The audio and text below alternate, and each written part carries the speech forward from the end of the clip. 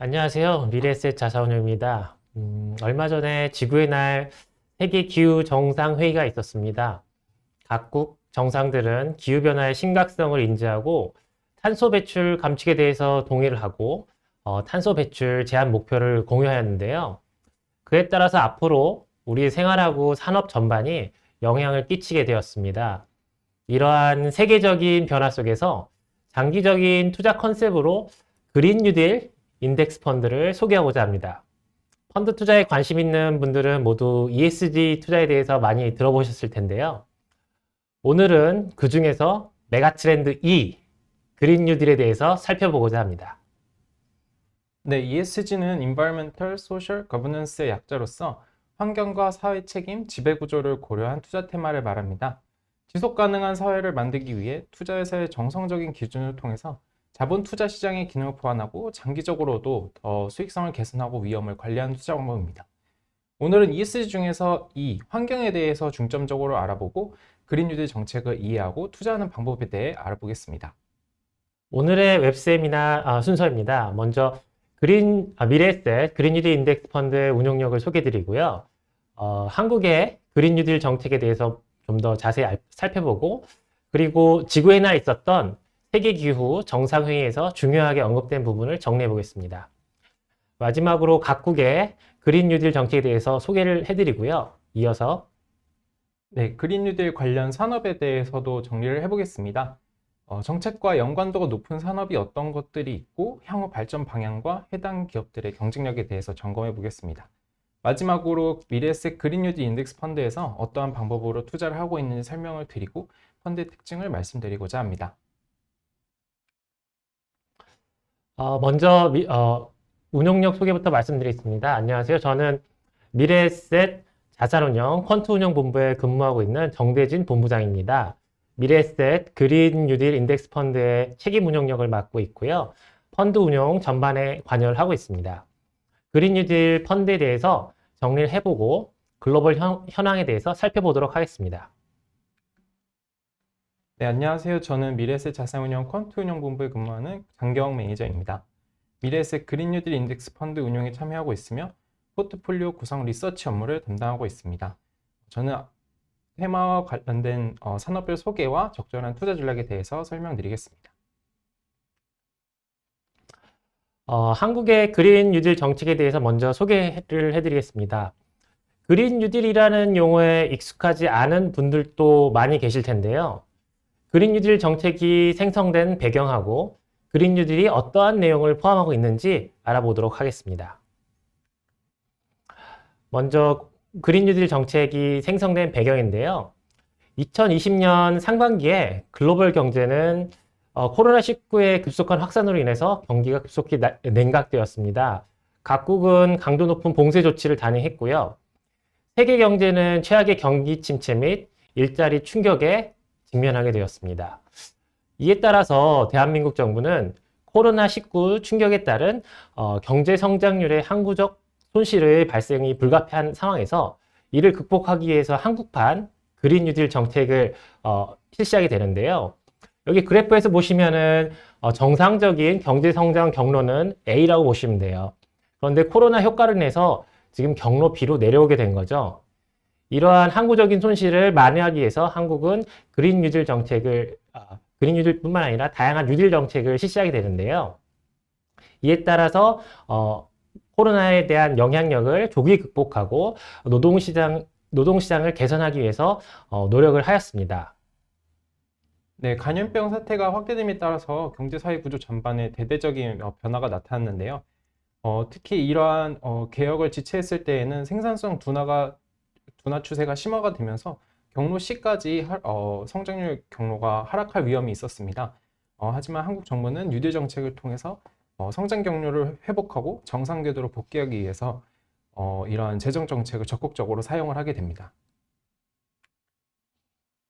한국판 뉴딜 정책의 목적은 크게 위기를 극복하고 경제를 선도하기 위한 국가 발전 전략이라고 할 수 있는데요. 크게 디지털 뉴딜 정책, 그린 뉴딜 정책, 그리고 사회 안전망 강화 정책으로 볼 수 있습니다.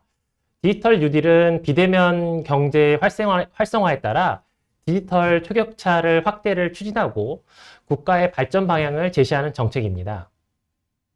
네, 다음으로 그린 뉴딜 정책은 탄소 중립을 지향하고 경제 기반을 저탄소 친환경으로 전환해서 지속 가능성에 초점을 두는 정책입니다.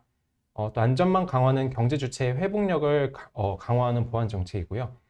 그린 뉴딜에 저희가 주목을 하는 이유는 무엇보다 경제 구조를 지속 가능한 산업에 초점을 두고 산업을 재편성한다는 데 있습니다. 이는 새로운 산업 구조로 사회가 전환을 한다는 것을 의미합니다. 뉴딜 정책에서 그린 뉴딜이 중요한 이유는 사업비랑 일자리 부분에서 확인할 수 있는데요. 이미 비대면 사회로의 빠른 전환이 이루어지면서 디지털 뉴딜 산업은 실질적으로 정책이 발현되기 전부터 이미 변화를 시작했습니다. 반면에 그린 뉴딜 산업은 본격적인 정책을 통해서 그 효과가 나타나기 시작할 텐데요. 먼저 분야별 총 사업비를 보더라도 그린 뉴딜에 대한 투자 비중이 높은 걸 확인할 수 있고요. 뿐만 아니라 분야별 일자리 부분에서 봤을 때도 그린 뉴딜은 양질의 일자리를 추가적으로 생산할 수 있을 것으로 기대됩니다. 다음은 그린 뉴딜 추진 배경에 대해서 말씀드리겠는데요. 그린 뉴딜 추진 배경은 무엇보다 감염병 창궐과 같은 생태학적 리스크를 관리하고 지속 가능한 국가 발전 방향을 제시하는 데 있습니다. 해외의 주요국들은 이러한 글로벌 기후변화에 대응하고 에너지 안보, 친환경 산업 육성 등 차원에서 저탄소 경제사회로 이행 중에 있는데요. 반면에 국내는 아직 온실가스 배출이 지속되고 있고요. 고탄소 산업 생태계를 유지하고 있습니다.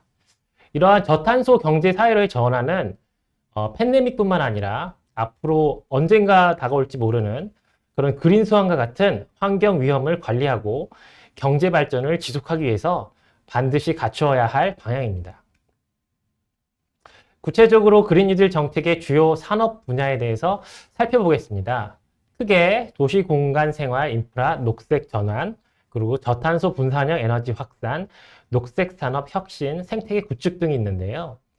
먼저 도시 공간 생활 인프라 녹색 전환은 인간과 자연이 공존하는 미래 사회를 구현하기 위해 녹색 친화적인 국민 일상 생활 환경을 조성한다는 의미입니다. 말이 좀 어렵죠.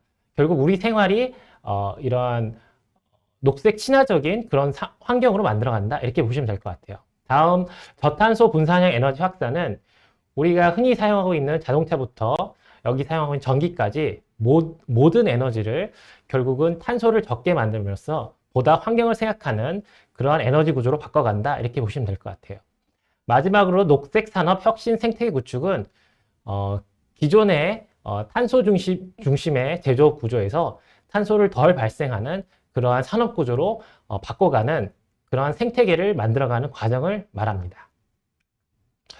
한국형 뉴딜 정책을 실천하기 위해서 정부는 크게 10가지 대표 과제들을 만들었습니다. 그 중에서도 그린 뉴딜과 좀 연관이 있는 그런 과제들을 저희가 좀 정리를 해보았는데요. 먼저 그린 리모델링이 있습니다. 그린 리모델링 사업은 우리가 흔히들 알고 있는 그런 건축물들을 보다 환경 친화적으로 만드는 사업인데요. 흔히들 알고 있는 태양광 전지, 풍력 에너지 이러한 것들을 사용해서 저탄소 에너지를 사용하게 되고요. 또한 기존에 만들어진 에너지를 좀 더 효율적으로 쓰기 위해서 단열재 기술을 사용하게 됩니다. 여기에 또 그린 에너지 과제가 있습니다. 그린 에너지라 말하면 아까 언급드린 신재생 에너지를 가지고 에너지를 생성하는 것뿐만 아니라 에너지를 효율적으로 쓰고 또 관리하는 것을 말하는데요. 신재생 에너지 산업, 그리고 신재생 에너지를 저장하기 위해서 쓰이는 수소 에너지, 또 그걸 관리하는 연료전지, 마지막으로 에너지를 효율적으로 분산시키는 스마트 그리드, 이러한 산업들이 연관이 있습니다. 세 번째로 언급드릴 부분은 친환경 미래 모빌리티인데요.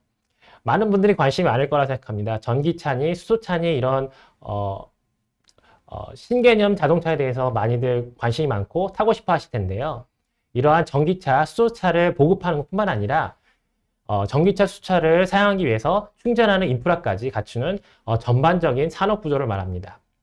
거기에 전기차에 주로 쓰는 2차 전지나 연료 전지, 이러한 산업까지 총체적으로 망라하는 산업 밸류 체인을 말합니다. 다음에 언급드릴 부분은 그린 스마트 스쿨, 산단 부분인데요. 그린 스마트 스쿨은 우리 학생들이 공부하는 교육 인프라를 친환경적으로 개선하는 방향입니다. 마찬가지로 신재생 에너지, 단열재 기술들이 사용되게 되고요. 그린 산단은 에너지를 만듦에 있어서 스마트 에너지 플랫폼을 만들고 스마트 생태계, 생태 공장을 신설하는 걸 말합니다. 특히 온실가스나 미세먼지 저감 시설을 통해서 환경 보호에 이바지하는 그러한 정책을 말합니다. 이렇게 한국형 그린 뉴딜 정책에 대해서 알아보았는데요. 2021년 지구의 날에 이제 세계 기후 정상회의가 있다는 걸 앞서 언급드렸는데요. 해당 회의에서 어떠한 언급이 있었는지 또 그런 정책의 세계 정책의 방향을 통해서 그린 뉴딜 산업이 어떻게 발전할 수 있는지 각국의 그린 뉴딜 정책에 대해서 좀 더 자세히 살펴보도록 하겠습니다. 이번 기후변화 협약에서 세계 정상들은 온실가스 감축 목표를 상향했는데요. 대부분의 국가들이 기간을 단축하거나 감축량을 상향했습니다. 특히 미국, 유럽, 중국 등 주요국들의 적극적인 참여가 다른 국가에도 긍정적인 영향을 줄 것으로 기대되는데요.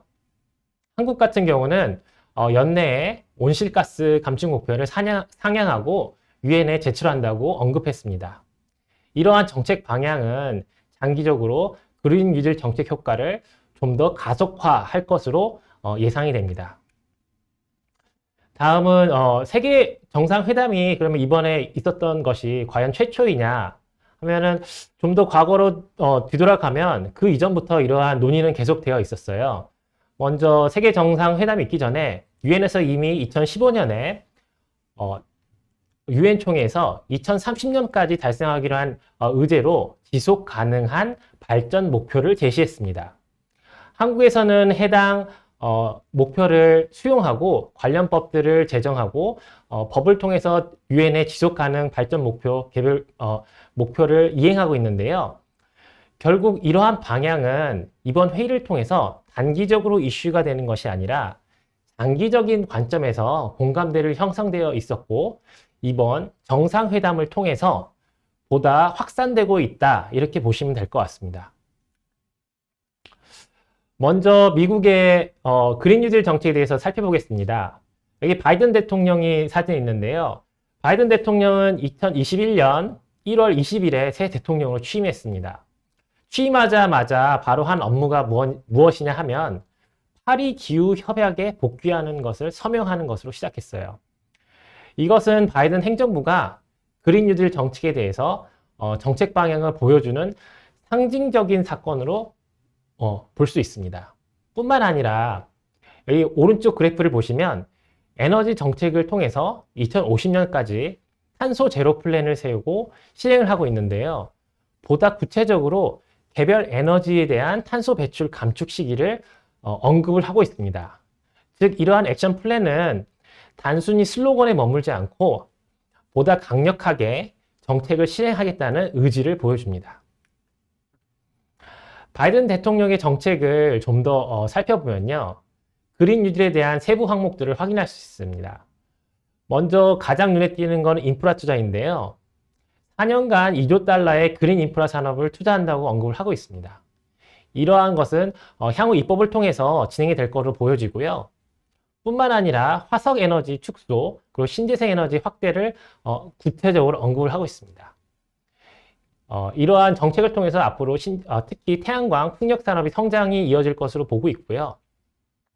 뿐만 아니라 자동차 산업에서도 전기차 및 충전소 설치 지원을 하게 되고 해당 업체들, 특히 완성차뿐만 아니라 부품업체, 2차 전지 업체, 이러한 업체들에 대한 사업 기회가 좀 더 확대될 것으로 기대됩니다. 이어서 EU에 대해서 좀 살펴보겠습니다. 2019년 유럽연합은 2050년까지 탄소 중립을 목표로 담은 유럽 그린딜을 합의를 했는데요. EU는 기후변화 위기에 주도적으로 대응함으로써 탄소 중립 경제로의 전환을 새로운 성장 동력으로 보고 있었습니다. 여기에 단순한 슬로건에 그치지 않고 EU 집행위는 1조 유로 규모의 유럽 그린딜 투자 계획을 수립하였고요. 또한 관련 법을 제정하고 적용함으로써 보다 이러한 정책이 구체적으로 적용될 수 있게끔 하였습니다. 구체적인 사항으로는 기후법을 제정했고요. 탄소 배출권 거래에 대한 법을 입법했고요. 또한 에너지세에 대한 지침을 개정했습니다. 결국 이러한 법과 제도를 보완함으로써 단순히 그린딜이라는 내용을 좀 더 구체화했다고 볼 수 있겠습니다. 다음은 중국 그린 뉴딜 정책에 대해서 이야기를 해보겠습니다. 가져온 사진을 보시면은 이게 자금성 사진인데요. 뒤에 있는 지붕이 잘 안 보이죠? 이렇게 중국도 공기오염이 심각한 상황인데요. 중국도 환경 문제에 대한 많은 고민을 하고 있습니다. 중국은 세계 최대 탄소 배출국인데요. 탄소 배출 감축을 통해서 보다 지구 환경에 대해서 책임적인 위치를 가져가겠다, 이러한 내용을 담고 있습니다.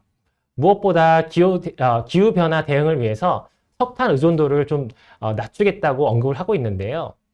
구체적인 방법으로는 친환경 차를 보급하고 재생에너지의 발전 비중을 상향해서 정책 방향을 설정하고 있습니다. 마지막으로 일본의 녹색 성장 전략에 대해서 살펴보겠습니다. 일본은 G7 중에서도 이제 제조업 비중이 높은 국가예요. 그래서 온실가스 배출 비중이 되게 높은데요. 일본 정부는 작년 12월에 녹색 성장 전략이라는 것을 수립하게 됩니다. 해당 정책은 2030년까지 전력 생산 비중에서 화력 발전 비중을 급격하게 축소시키고요. 또 재생에너지 비중을 현재의 2배 수준으로 확대하는 것을 하고 있습니다. 뿐만 아니라 2조 엔의 녹색 기금을 조성해서 이를 활용해서 장기적으로 민간 기업과 그린 뉴딜, 그린 성장 정책을 확대해 나갈 계획입니다.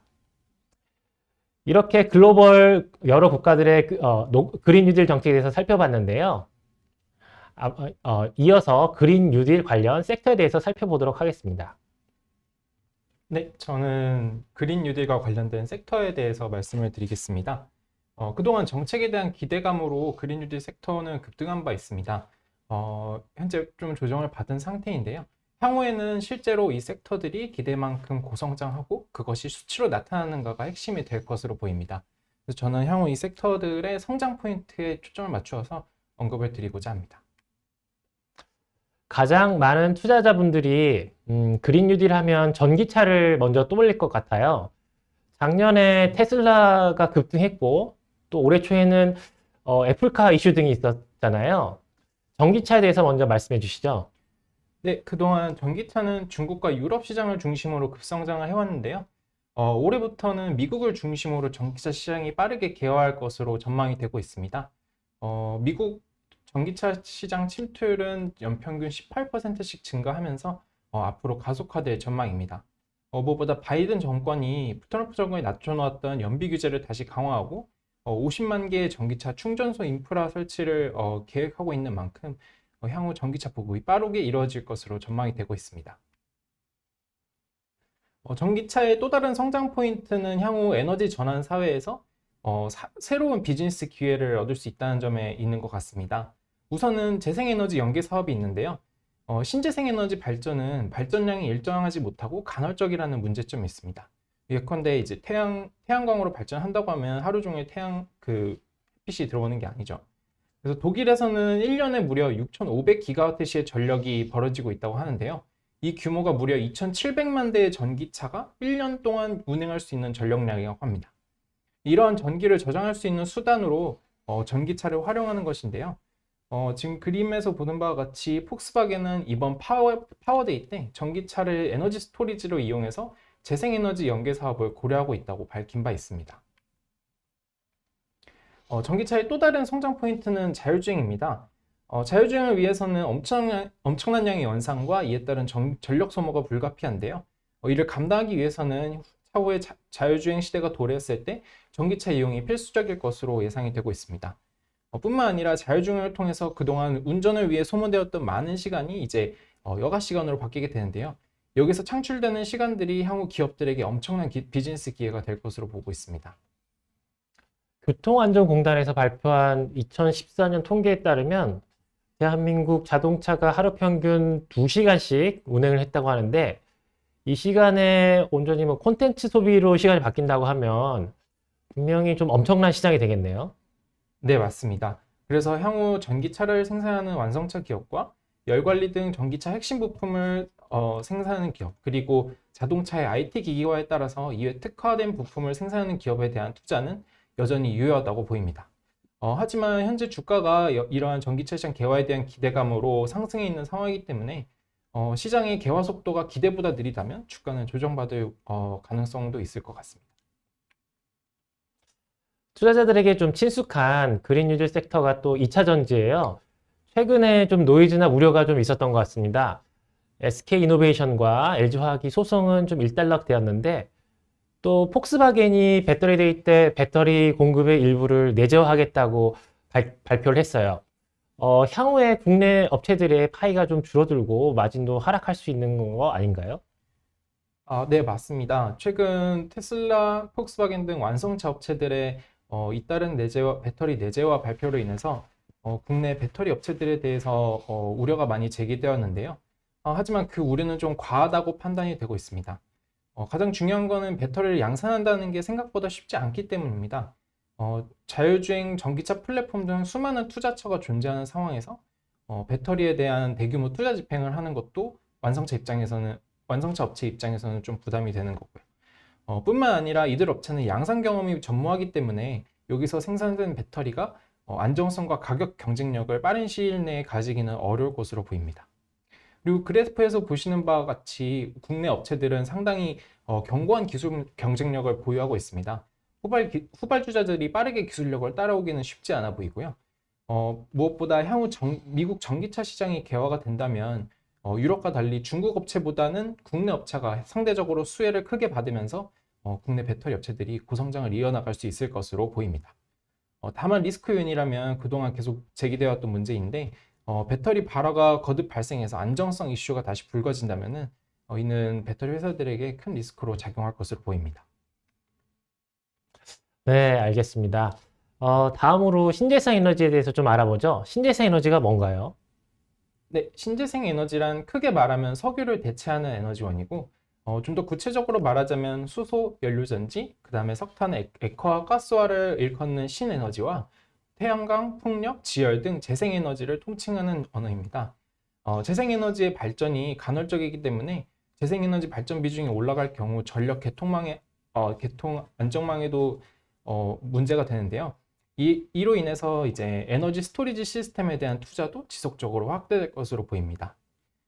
그래프에서 보시는 바와 같이 정부는 향후 신재생 에너지 설비량을 빠르게 증가시키는 것을 계획으로 하고 있습니다. 신재생 에너지와 관련해서 리뉴어블 에너지 100이라는 캠페인을 주목하면 좋을 것 같은데요. 이 움직임으로 인해서 민간 주도의 신재생 에너지 투자가 가속화될 것으로 보입니다. 아리백 운동이란 기업들이 사용하는 전력의 100%를 재생에너지로 조달하는 것을 목표로 하는 캠페인입니다. 애플이나 마이크로소프트, 이케아 등 2021년 현재 294개의 글로벌 기업들이 자발적으로 참여하고 있고요. 해당 기업들은 협력사들에게도 아리백 참여를 요구하고 있는 상황입니다. 이는 다르게 말하면 아리백을 이행하지 못하는 기업들은 경쟁에서 도태될 수 있다는 것을 의미하는데요. 그래서 향후 국내 기업들도 아리백 이행을 위해서 신재생 에너지 투자에 적극적으로 나설 것으로 보입니다. 아리백을 기업이 이행하려면 재생에너지 발전 사업자에게 전력을 사오는 것이 좀 중요하겠네요. 그런데 전기사업법에 따르면 전력을 발전하면서 판매까지 하는 건 금지되어 있어서 기업이 그동안 발전 사업자와 직접적으로 거래 계약을 맺지 못한다고 알고 있습니다. 네, 맞습니다. 이렇게 발전 사업자와 기업 간의 전력 거래 계약을 맺는 것을 PPA라고 하는데요. 기존에는 지금 화면에서 보실 수 있는 것처럼 중간에 한국전력을 끼워야만 PPA를 체결할 수 있었습니다. 이걸 제3자 PPA라고 하는데요. 하지만 이번 3월에 재생에너지 발전 사업자와 기업 간에 직접적으로 한국전력 없이 PPA를 체결할 수 있도록 하는 전기사업법 개정안이 통과가 되었습니다. 발전 사업자 입장에서도 PPA를 통해서 프로젝트의 수익성을 안정적으로 예측할 수 있게 되어서 이는 재생에너지 투자에 대한 유인을 증가시키게 되는 요인입니다. 다음으로 재생에너지 발전에서 가장 큰 비중을 차지하고 있는 태양광 산업에 대해서 살펴보겠습니다. 태양광은 현재 신재생 에너지 발전량에서 한 40%, 발전 설비에서 한 65% 정도를 점유하고 있는데요. 발전 설비에서 태양광과 풍력이 차지하는 비중은 미래에도 한 70% 이상으로 이어질 것 같습니다. 재생에너지 관련 투자는 태양광과 풍력에 집중될 전망입니다. 네, 이미 독일이나 미국에서는 유틸리티 태양광의 발전 단가가 석탄 발전 단가보다 낮아진 상황입니다. 즉 우리가 알게 모르는 사이에 태양광 발전 단가가 매우 빠르게 낮아졌음을 의미합니다. 우리나라는 아직 지형적인 요인 때문에 태양광의 균등화 발전 단가가 화석 에너지보다 저렴해지는 지점인 그리드 페리티를 달성하지는 못했는데요. 향후에 태양광 프로젝트가 활성화되면서 그리드 페리티 달성 시기를 앞당길 수 있을 것으로 보입니다. 네, 다음으로 풍력에 대해서도 언급을 드리고자 합니다. 발전 설비의 증가 속도 자체로만 놓고 본다면 풍력이 태양광보다 빠릅니다. 정책적으로는 우리나라는 해상 풍력에 치중을 하고 있는데요. 정부는 향후 해상 풍력 5대 강국을 선언하고 2030년까지 해상 풍력 관련해서 50조 원에 가까운 투자를 하겠다고 발표했습니다. 우리나라뿐 아니라 유럽이나 미국 등 글로벌 각국이 해상 풍력에 대해 공격적인 투자 정책을 발표하고 있는데 그래프에서 보시는 바와 같이 글로벌 해상 풍력 설비는 향후 가파르게 늘어날 것으로 보입니다. 해상 풍력이 현재는 기술적인 제한으로 인해서 육상 풍력 대비 발전 단가가 매우 높은 상황입니다. 하지만 기술적으로는 여러 장점을 지니고 있는데요. 일단 바람이 해상에서 빠르게 불기 때문에 이용률이 높고 육상 대비해서 입지 제한에서 자유롭기 때문에 터빈을 더 대형화해서 장착할 수 있습니다. 이는 발전의 에너지 효율을 높이게 되고요. 또 소음 문제에서도 자유로운 장점이 있습니다. 근데 해상 풍력을 통해서 전력을 생산해서 육지까지 전달하려면은 송배전 설비를 또 깔아야 할 텐데 너무 비용이 많이 드는 거 아니에요? 네, 정확한 지적이십니다. 그래서 이에 가장 적합한 저장 수단으로 수소가 각광을 받고 있습니다. 네, 아직 기술적으로 성숙하지는 않았지만 재생에너지를 이용해 생산된 전력을 이용해서 물을 분해하여서 수소를 생산한 다음에 이 수소를 가지고 에너지로 이용한다면 친환경적인 에너지 생산과 이용이 가능합니다. 특히 수소가 주목을 많이 받는 이유는 에너지 저장 측면에 있어서 단순히 배터리에 저장하는 것보다 장기 저장이 가능하고 운송이 용이하다는 장점이 있기 때문인데요. 특히 우리나라는 해외 의존도가 높아서 향후에도 에너지 수입이 불가피한데 이러한 에너지 수입을 고려했을 때에는 최적의 수단이라고 할 수 있습니다.